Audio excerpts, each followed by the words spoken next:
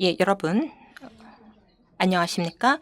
저는 여러분들에게 감정을 다잡는 거 그리고 유방암 환자들을 위한 호르몬 치료에 대해서 말씀을 드리도록 하겠습니다. 예, 최근 유방암 치료에서 상당한 이제 발전이 있었습니다. 생존율 측면에서, 재발률 측면에서, 부작용 측면에서도 그렇고요. 삶의 질, 그리고 환우들에 대한 지지에 대해서도 상당한 발전이 있었습니다. 암으로 이제 진단되면서 이제 암이라는 여정이 시작이 되는데 지도도 없이 날짜도 없이 시작이 되고, 이때 이 과정에서 마음은 종종 무시가 됩니다.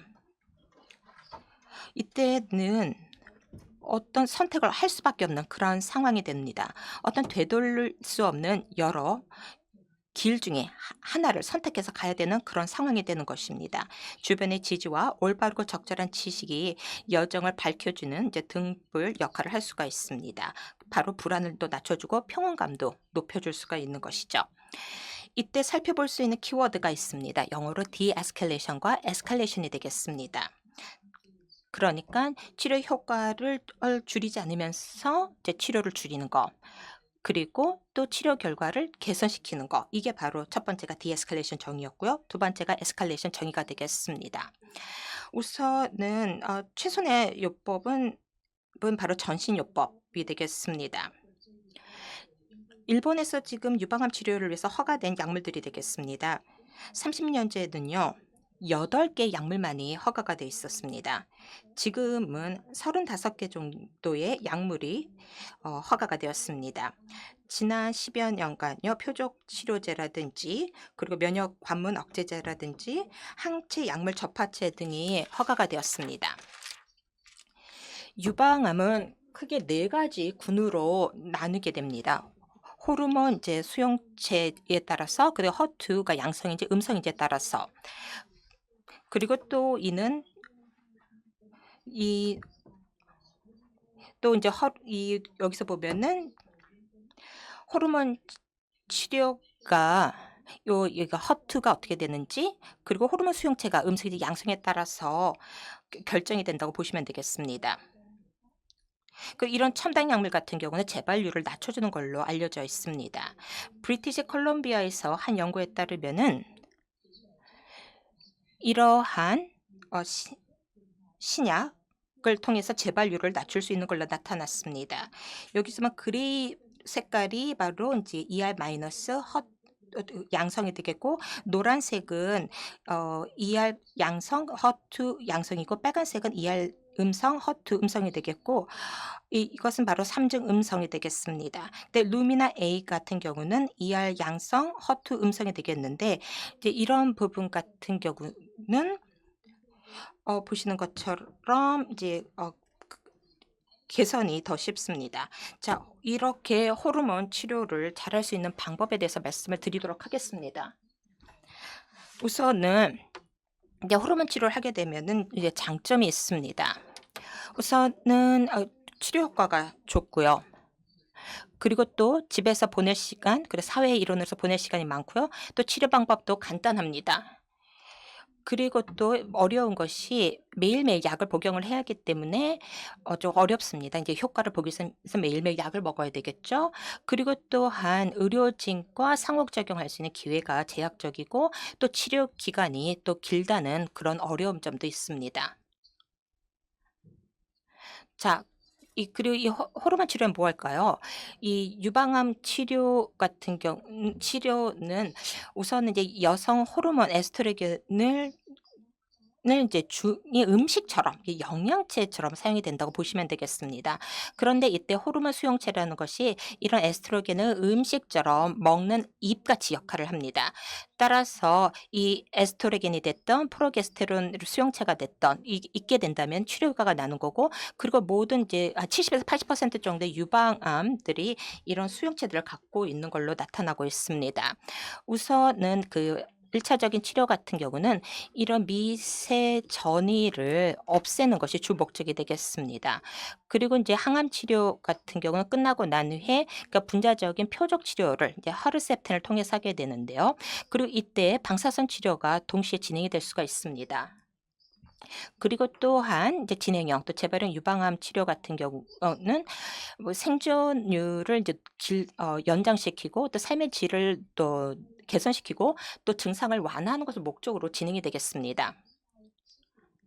자, 그렇다면 이런 항호르몬 치료의 효과는 무엇일까요? 이 폐경전 같은 경우는 벌써 보통 이제 타모xifen 한 5년 정도 사용이 돼야 되는데 우선은 이제 재발률을 반 정도 줄여 주고요. 그다음에 또 고위험 환자 같은 경우는 타모xifen 복용을 10년 정도 해야 됩니다. 그다음에 폐경 후 환자들 같은 경우는 아로마타제 억제제를 5년 정도 복용을 해야 되고, 그리고 타모xi펜보다는 이게 뭐 몇 퍼센트 정도 효과가 있는 걸로 나타나고 있고요. 또 고위험 환자 같은 경우는 7에서 10년 정도 치료를 받아야 됩니다. 근데 정말 중요한 것은, 그러니까 어느 주어진 시간 동안에는 계속해서 이런 약물을 복용을 해야 된다는 게 되겠습니다. 자, 호르몬 치료의 효과에 대해서 좀 보도록 하겠습니다. 일부 유방암 같은 경우는 에스트로겐을 영양소로 사용해서 이제 성장을 합니다. 뭐 그렇지 않은 유방암도 있습니다. 호르몬 치료 같은 경우는요, 이 인체 내에 그 에스트로겐 양을 억제함으로써 성장을 하거나 아니면은 암세포가 에스트로겐을 섭취하는 것을 예방함으로써 성장한다고 볼 수가 이로써 그 작용을 하게 되겠습니다. 항호르몬 제제 같은 경우는 그 몸에 있는 에스트로겐을 그 LH-RH 작동제라든지 아니면 아로마타제 이니비토를 통해 가지고서는 줄여주게 되겠습니다. 항에스트로겐 약물 같은 경우는 는 에스트로겐 수용체와 이제 결합되는 것을 예방을 하겠습니다. 그리고 에스트로겐이 생산되는 그 경로라는 것은 폐경 전이냐 폐경 후냐에 따라서 달라지기 때문에 적절한 약물이 사용이 될 필요가 있습니다. 그다음에 호르몬 세라피 치료의 역사를 보도록 하겠습니다. 이 2020 년대에요. CDK4, 6 억제제가 허가되고 난 후에 사실 새로운 약이 나온 바가 없습니다. 이 항호르몬 치료가 어떻게 작동을 할까요? 우선은 에스트로겐 섭취되는 것을 이제 억제하게 되겠습니다. 그러니까 어떤 입구를 막고 있는 마스크 같은 역할을 한다고 이제 보면 되겠습니다. 그리고 또한 그 몸에 있는 에스트로겐 양을 이제 줄임으로써 역할을 하게 되는데, 폐경 전 같은 경우는요. 그 우선은 에스트로겐을 만드는 명령을 예방함으로써 하는 거고요. 폐경 후 같은 경우는 그 우선 그 효소가 생기는 것을 통해서 막음으로써 방해함으로써 하는 게 되겠습니다. 우선 이제 주요 약물들을 보게 되면 에스트로겐 흡수 억제제는 이제 타목스펜과 같은 항에스트로겐 제제고요. 그다음에 우선 이 에스트로겐 수용체를 줄여주는 뭐 폐경 전에는 LH-RH 작용체가 있고요. 또 폐경 후 같은 경우는 아로마테제 억제제라든지 훌루베스트란트 등이 많이 사용이 되는 항호르몬 이제 치료제가 되겠습니다. 지금 보고 계시는 것이 호르몬 수용체 양성 그리고 허투 음성 조기 유방암을 위한 치료 알고지름이 되겠습니다. 2021년도에요. 그 재발 위험이 있는 환자들 같은 내분비 치료만 받았습니다. 근데 재발 위험이 높은 환자 같은 경우는 항암 치료하고요. 내분비 치료를 같이 받았습니다. 2024년에 그 브라카 변이가 같은 경우는 확인된 고위험 환자 같은 경우에는 CD4 또는 CDK4 또는 6 또는 SI와 같은 이 경구용 항암제까지를 이제 항암 화학 치료와 함께끔 하고 있습니다. 그리고 HR 양성 또 허투 음성 그 진행성 유방암 이제 치료 방식 같은 경우는 지금 상당히 많은 변화를 겪고 있다고 볼 수가 있습니다. 2024년에 1차 이제 치료 방법이라고 하면은 바로 아로마테제 억제제하고 플루베스트란트를 사용하든지 아니면 여기다 추가적으로 이제 CDK4, 6 억제제를 사용하는 게 되겠습니다.